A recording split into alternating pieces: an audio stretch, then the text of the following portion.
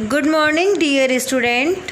बच्चों, आज हम जो नई कहानी लेके आए हैं वह है फणीश्वर नाथ रेणु ने लिखी है और ये कैसी आंचलिक कहानी है। ये बहुत अच्छी स्टोरी है बच्चों, गांव के जीवन पर व्यतीत है और ये बहुत पहले की स्टोरी है कि जब कुछ सुविधाएं नहीं होती थी और गांव में छोटी छोटी सी सुविधाओं को लेकर जो वहाँ के व्यक्ति थे वो कितने एक्साइट होते थे। तो इस कहानी को हम पढ़ेंगे। हमारी ये कहानी है पंचलाइट। क्या है? पंचलाइट। अब आप देखेंगे पंचलाइट क्या होती है, तो इसके लिए तो पहले हमें चैप्टर पढ़ना पड़ेगा ना। अब इस चैप्टर में क्या है इसकी छोटी सी जानकारी मैं आपको देती हूँ। तो हमारा चैप्टर 7 है पंचलाइट। पंचलाइट कहानी रेणु जी की बहुचर्चित कहानी है। ये कौन सी है? बहुत चर्चित कहानी है। जितनी भी कहानियाँ इन्होंने लिखी है उनमें से सबसे प्रसिद्ध कहानी है। यह कहानी आंचलिकता के प्रभाव से सरोबोर है।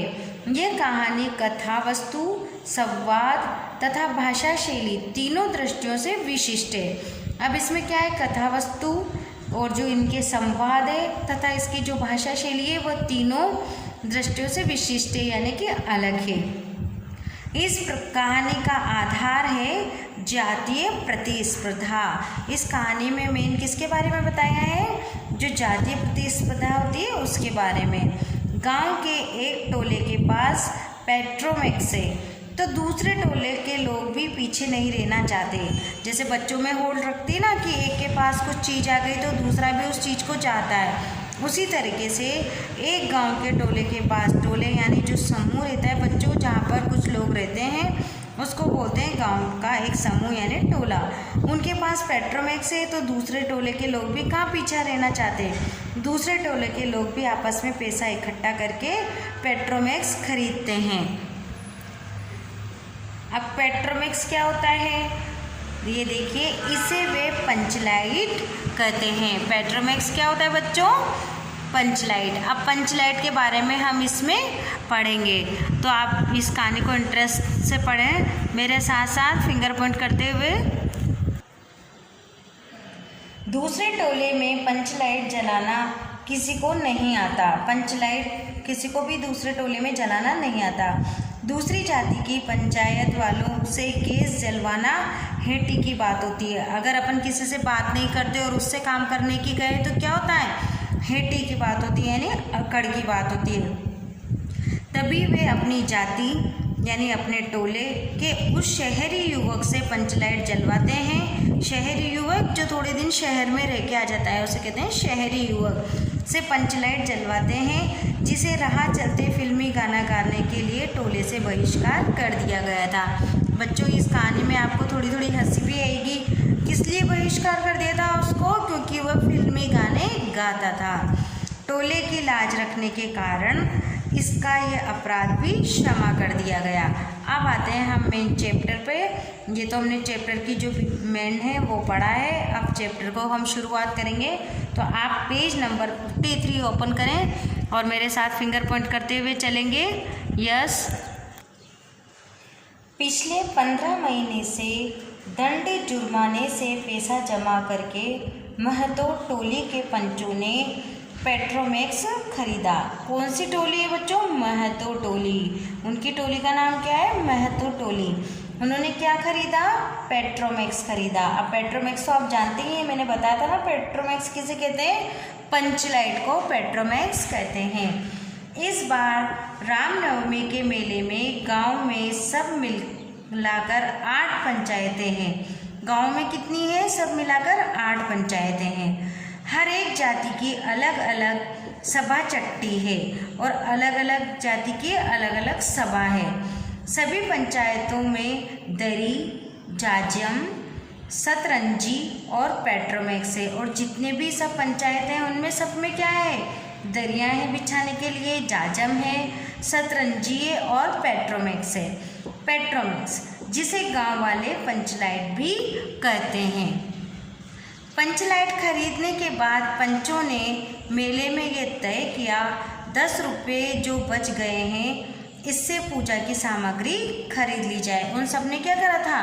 पैसे कलेक्ट करके पंचलाइट खरीदी थी और उसमें क्या बच गए थे? 10 रुपये। तो उन्होंने ये डिसीजन किया कि इसका हम क्या करेंगे, पूजा का सामान खरीद लेंगे। बिना नेम टेप के कल कब्जे वाली चीज़ का पुण्यहान नहीं करना चाहिए। और वो क्या कहते हैं कि हमें बिना पूजा के हमें इसको यूज में नहीं करना चाहिए, यानी बिना नेम टेप के, बिना नाम के कल कब्जे वाली जो ये लोहे की ये चीज़ें बनी रहती है ना, कुल पुर्जे वाली, उसको बोला उन्होंने कल कब्जे वाली चीज़ का पुण्यहान यानी कि शुरुआत नहीं करनी चाहिए। आपको पढ़ने में इंटरेस्ट लग रहा होगा बच्चों। अब आते हैं आगे हम। मेले से सभी पंच दिन दहाड़े ही गांव लौटे। मेले से कहाँ लौटे सब? दिन दहाड़े ही गांव लौटे। सबसे आगे पंचायत का छड़ीदार पंचलाइट का डिब्बा माथे पर लेकर और उसके पीछे सरदार दीवान और पंच वगैरह गांव के बाहर ही ब्राह्मण टोले के फुटंगिया ने टोक दिया। अब बच्चों थोड़ा सा ध्यान से पढ़ना है हमें। मेले से जब ये पंच जो वो लेके आए थे, पंच दिन दहाड़े ही गांव में लौटे। सबसे आगे पंचायत का कौन था? छड़ीदार पंचलाइट का डिब्बा माथे पर रखकर, किस पे रखे? माथे पर लेकर, और उसके पीछे कौन था? सरदार दीवान और पंच वगैरह गांव के बाहर ही ब्राह्मण टोले के फुटंगिया ने टोक दिया। अब कौन सा टोला आया बच्चों? ब्राह्मण टोला। उसके पहले कौन सा टोला था? महतो टोला। कौन सा टोला था? महतो टोला। अब ब्राह्मण टोले के फुटंगिया ने टोक दिया। कितने में लालटेन खरीदी महतो? क्या कहते हैं वो कि कितने में लालटेन खरीदी? लालटेन क्या है? पंचलाइट। देखते नहीं है, पंचलाइट है। बामन टोले के लोग ऐसे ही ताप करते हैं। क्या कहते हैं वो? ब्राह्मण के लिए क्या कहते हैं? बामन टोले। ब्राह्मणों को क्या बोल रहे हैं वो कि बामन टोले के जो लोग हैं वो ऐसे ही ताप करते हैं। अपने घर के ढीबरी को भी बिजली बत्ती कहेंगे। वो ताना मारते हुए बता रहा है बच्चों कि अपने घर की जो बत्ती रहती है उसको भी तो क्या कहेंगे, जो ढीबरी लाइट रहती है उसको तो क्या बोलते हैं? बिजली बत्ती कहेंगे। और दूसरों की पंचलेट को लालटेन कहेंगे। वो पंचलेट को क्या सुनना पसंद नहीं कर रहा था? लालटेन। टोले भर के लोग जमा हो गए। औरत, मर्द, बूढ़े, बच्चे सभी कामकाज छोड़कर दौड़े आए। चल रे चल, अपना पंचलेट आया है। पंचलेट कौन आ गया वहाँ पर? फिर दूसरे जो भी थे सारे जने आ गए वहाँ पे। मर्द, बूढ़े, बच्चे सब आ गए और उन्होंने कहा चल चल छोड़, अपने तो क्या है? पंचलेट आया है। और पंचलेट। अब आप पेज टर्न करेंगे, पेज नंबर 54। तो बच्चों आ गए आप पेज नंबर 54 पर। छड़ीदार अग्नू महतो रह कर लोगों को चेतावनी देने लगा। हाथ दूर से, जरा दूर से, छू-छा मत करो, ठेस ना लगे। वो क्या कहते हैं, जैसे आपको कोई नई चीज़ लाते हैं और कोई छू लेता है ना तो अपन कहते हैं दूर दूर दूर दूर। इसी तरीके से वो दूसरे टोले वालों से बच्चों ये बात कर रहे हैं। क्या कर रहे हैं? छड़ीदार अग्नू, जिसके पास छड़ी थी ना, वो जिनके साथ गया था, तो वो अग्नू बोलता है, अग्नू महतो रह कर लोगों को चेतावनी देने लगता है और कहता है हाँ दूर से, जरा दूर से, छू-छा मत करो, ठेस ना लगे। तो सरदार ने अपनी स्त्री से कहा सांझ को पूजा होगी। सांझ यानी शाम। क्या कहते हैं वो कि शाम को पूजा होगी। जल्दी से नहा धोकर चौका पीढ़ी लगाओ। चौका, जब भी कोई अच्छा शुभ काम होता है तो क्या करते हैं बच्चों? चौका लगाते हैं गांव में, यानी कि वहाँ पर साफ सुथरा, जैसे अपन पूजा लगाते हैं ना वैसे ही वहाँ पर चौका लगाते हैं।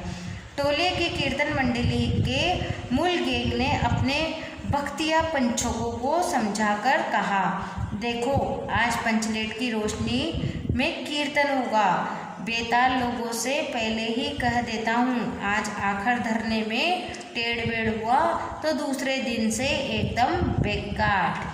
बच्चों ये उनके लैंग्वेज है और ये आपस में बात कर रहे हैं कि जो टोले के कीर्तन मंडली में उन्होंने कहा कि जो मूल गैंग था ना उनका, उसने अपने भक्तिया पंचकों को समझाकर कहा कि देखो आज कुछ भी जो कीर्तन होगा उसमें फालतू की कोई टेढ़मेढ़ नहीं होनी चाहिए, वरना दूसरे दिन से क्या कर देंगे? उसको बेकाट कर देंगे, यानी भगा देंगे। बेकाट यानी क्या होता है? भगा देना। औरतों की मंडली में गुलरी काकी गोसाई का गीत गुनगुना गुनगुनाने लगी। अब कौन सा गीत गुनगुनाने लगी? गोसाई का। छोटे छोटे बच्चों ने उत्साह के मारे शोरगुल मचाना शुरू किया। सूरज डूबने से 1 घंटा पहले से ही टोले भर के लोग सरदार के दरवाजे पर आकर जमा हो गए और क्या कहने लगे? पंचलेट पंचलेट, ये पंचलेट पंचलेट के नारे लगाने लगे। पंचलेट के सिवा और कोई दूसरी बात ही नहीं।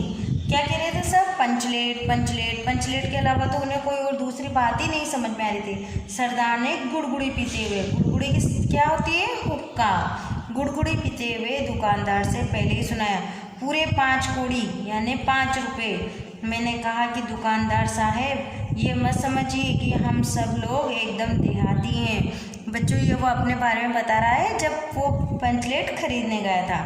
हमने बहुत बहुत पंचलेट देखे हैं। इसके बाद दुकानदार मेरा मुंह देखने लगा और बोला, लगता है आप जाति के सरदार हैं। ठीक है, जब आप सरदार होकर खुद पंचलेट खरीदने आए तो जाइए, पूरे 5 कौड़ी में आपको पंचलेट दे रहा हूँ। 5 कौड़ी यानी 100 रुपये। 5 कौड़ी किसको बताया? 100 रुपये।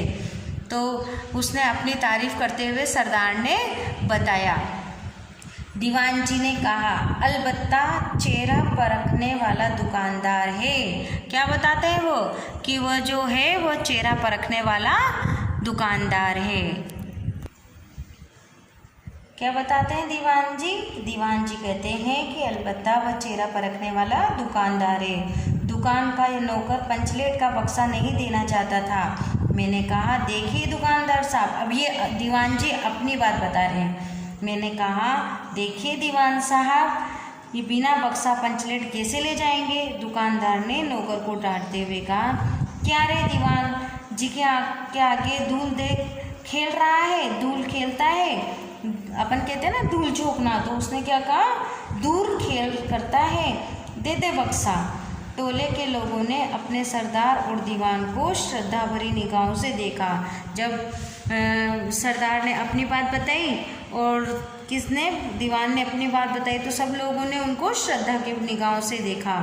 छड़ीदार ने औरतों की मंडली में सुनाया। अब देखो, जो छड़ीदार ने औरतों की मंडली में सुनाया, रास्ते में सन्न सन्न बोलता था पंचलेट।